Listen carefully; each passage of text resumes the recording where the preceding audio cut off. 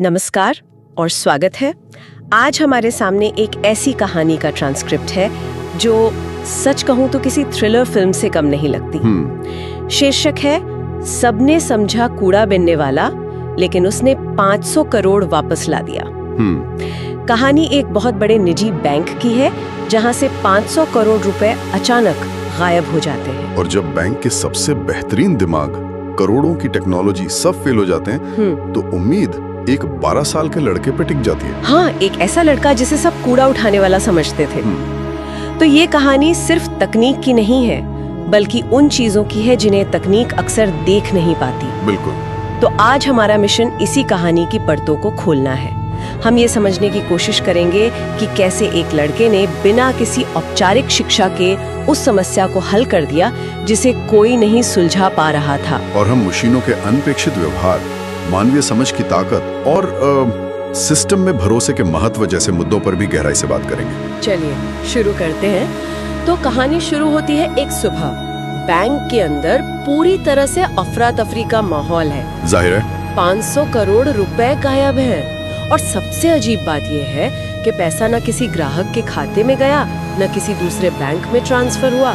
वो बस सिस्टम से जैसे भाप बनकर उड़ गया है। ये किसी भी बैंक के लिए सबसे डरावना सपना है। चोरी से भी ज्यादा बुरा। चोरी से बुरा कैसे? देखिए, चोरी में आपको पता होता है कि पैसा कहाँ गया, आप उसका पीछा कर सकते हैं, कोई ना कोई सुराग होता है। यहाँ तो पैसा जैसे अस्तित्व में ही नहीं है, एक डिजिटल ब्लैक होल जैसा। और बैंक का मालिक इतना हताश हो जाता है कि वो ऐलान करता है, अगर कोई ये 500 करोड़ वापस ले आया तो मैं उसे 10 करोड़ का इनाम दूंगा।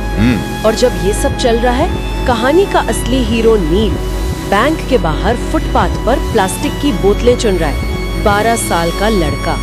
लोग उसे मंदबुद्धि समझते हैं क्योंकि वो ज्यादा बोलता नहीं। लेकिन उसकी खासियत बोलना नहीं, सुनना है। ट्रांसक्रिप्ट कहता है कि वो मशीनों के पैटर्न्स को पकड़ता है। उसकी माँ इसी बैंक में क्लीनर थी जिनकी एक एक्सीडेंट में मौत हो गई, तो उसका इस बैंक से एक भावनात्मक जुड़ाव भी है। और यहीं पर कहानी का पहला सबसे अविश्वसनीय मोड़ आता है, जब बैंक के अंदर देश के सबसे बड़े आईटी एक्सपर्ट्स कोड और फायरवॉल में उलझे हुए हैं।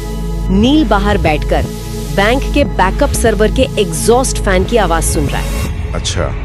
और वो एक अजीब चीज नोटिस करता है। पंखे की आवाज में एक लय नहीं है। हर 30 सेकंड में एक हल्का सा ठहराव आता है, जैसे कोई सांस रोक रहा हो। ये हैरान करने वाली बात है ना? दुनिया के सबसे बेहतरीन दिमाग कोड के अंदर उलझे हुए थे और जवाब एक पंखे की आवाज में छिपा था। क्या ऐसा अक्सर होता है जहां विशेषज्ञ डिजिटल दुनिया में इतना खो जाते हैं कि वो भौतिक दुनिया के सुरागों को नजरअंदाज कर देते हैं? ये मामला अनोखा है, पर इसका सिद्धांत बहुत आम है। इसे सिस्टम ब्लाइंडनेस कहते हैं। विशेषज्ञ अपने क्षेत्र के इतने गहरे जानकार हो जाते हैं कि वो सिस्टम को केवल अपनी विशेषज्ञता के चश्मे से देखते हैं।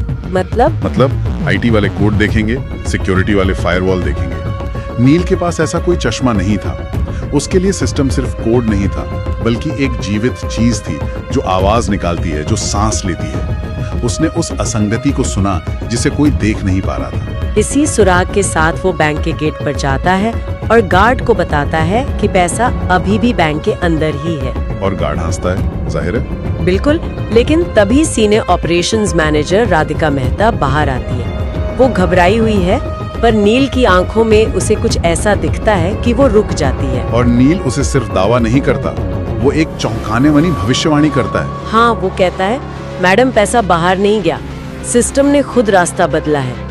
3 घंटे बाद वह पैसा अपने आप मिट जाएगा। अपने आप मिट जाएगा? और वो पंखे की आवाज का जिक्र करते हुए कहता है, ये चोरी नहीं, ये ट्रैप है। सोचिए, एक 12 साल के लड़के के मुंह से ये शब्द, ये एक ट्रैप है। इस एक वाक्य में उसने पूरी समस्या का सार बता दिया था, जिसे समझने में आईटी टीम घंटों से नाकाम थी। उसने बता दिया कि दुश्मन बाहर नहीं, सिस्टम के अंदर ही कुछ गड़बड़ है। राधिका उस पर भरोसा करने का एक बहुत बड़ा जोखिम लेती है और उसे अंदर ले जाती है। नील पहली बार उस बैंक में कदम रखता है। ठंडी हवा, चमकदार फर्श पर अपना गंदा चेहरा और लोगों की घूरती निगाहें। उसे सीधे आईटी फ्लोर पर ले जाया जाता है, जहाँ का माहौल आप अंदाजा लगा सकते हैं, तनाव से भरा है। बिल्कुल। 5 लोग बड़ी बड़ी स्क्रीनों पर भागती लाल लाइनों को देख रहे हैं। और वहाँ पहुँचते ही बिना किसी कंप्यूटर को छुए वो अपना पहला बड़ा खुलासा करता है। वो स्क्रीन को देखकर तुरंत कहता है, आप लोग गलत लॉग देख रहे हैं। असली रास्ता छुपाया गया है। वो स्क्रीन के कोने में एक टाइम स्टैम्प की तरफ इशारा करता है, जहां हर ट्रांजैक्शन से ठीक 1 सेकंड पहले समय पीछे जा रहा है। 1 सेकंड? 1 सेकंड। हाँ, ये देखकर IT हेड का चेहरा सफेद पड़ जाता है। ये तो असंभव है। वही तो सवाल यह है कि इतने सारे विशेषज्ञ इस चीज को पकड़ क्यों नहीं पाए? क्योंकि वे वही देख रहे थे जो वे देखना चाहते थे।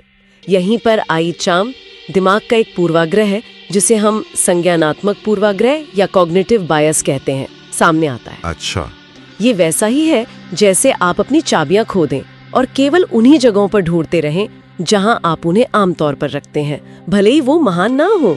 सही बात है। आपका दिमाग ये मानने से इनकार कर देता है कि वो कहीं और हो सकती हैं। बैंक की IT टीम भी बस एक ही संदिग्ध को ढूंढ रही थी, एक बाहरी हैकर, और इसलिए उन्हें वो सुराग नहीं दिखा जो ठीक उनकी आंखों के सामने था। और नील, जिसके पास कोई पूर्व धारणा नहीं थी, उसने उस असंभव चीज को देख लिया। इसके बाद वो एक कंप्यूटर मांगता है, लेकिन सिर्फ लोकल एक्सेस के साथ, इंटरनेट नहीं।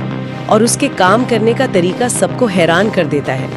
कोई हड़बड़ी नहीं, हर कमांड सोच समझकर, जैसे वो मशीन से बात कर रहा हो। और वो सिस्टम के अंदर एक ऐसा रास्ता खोलता है जो IT टीम के पास था ही नहीं। हाँ, और यही वो उस रहस्यमयी खाली कमरे की बात करता है। बिल्कुल। वो स्क्रीन पर डेटा के बहाव का एक नक्शा बनाकर दिखाता है।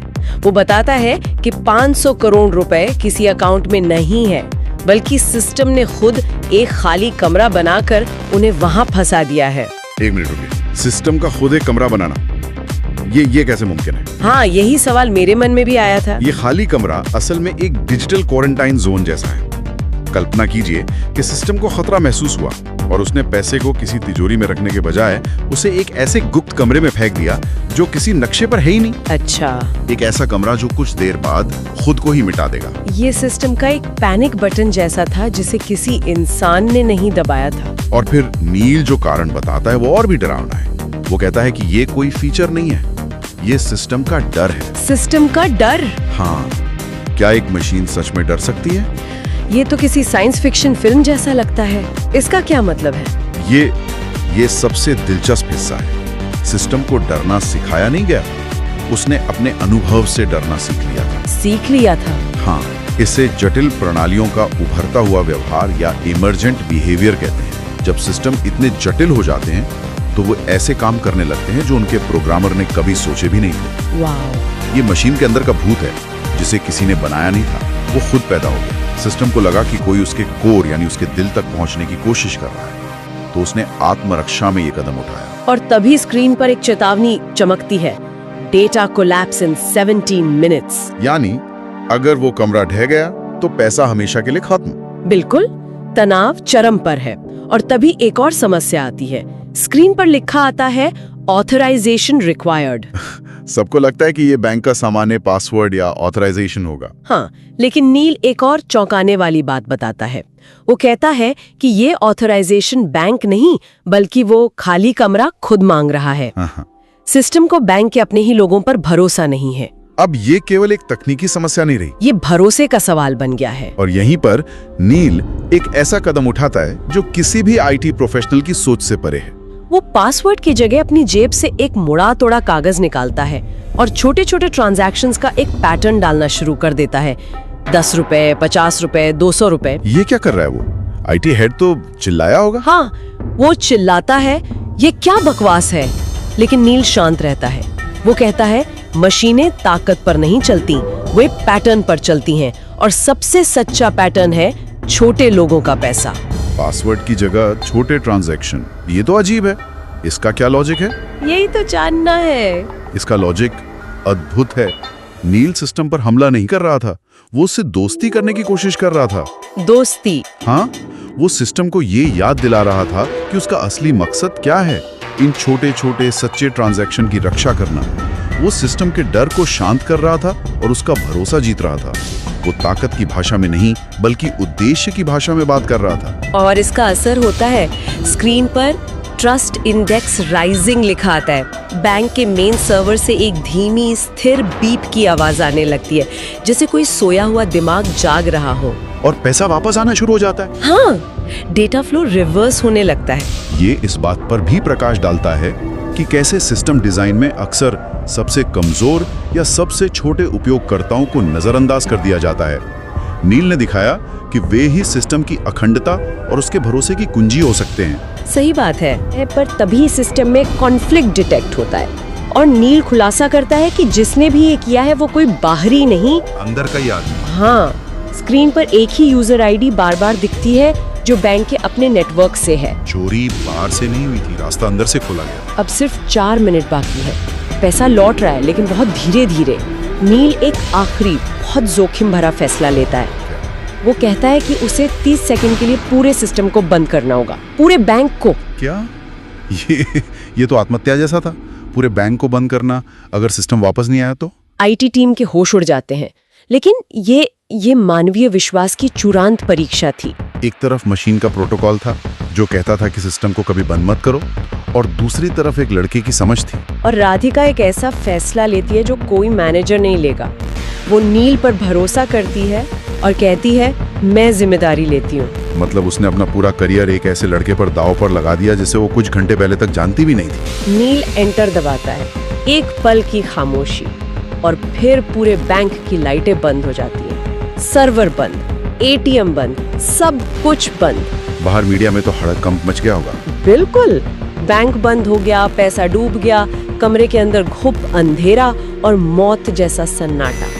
वो 30 सेकंड शायद वहां मौजूद लोगों के लिए 30 घंटों जैसे थे। और फिर कुछ सेकंड बाद एक एक करके सिस्टम की बत्तियां जलने लगती हैं, स्क्रीन वापस आती है और डेटा का बहाव किसी झरने की तरह तेजी से उल्टी दिशा में बहने लगता है। 1 मिनट के अंदर 500 करोड़ रुपए का एक एक पैसा वापस अपने सही खातों में आ जाता है। वाह, संकट टल गया, लेकिन अपराधी अभी भी बाकी था। हाँ, नील एक आखिरी लॉग खुलता है, एक ऐसा लॉग जो केवल तब एंट्री रिकॉर्ड करता है जब कोई सिस्टम को धोखा देने की कोशिश करता है। और स्क्रीन पर बैंक के डिप्टी टेक्नोलॉजी डायरेक्टर का नाम चमक रहा होता है।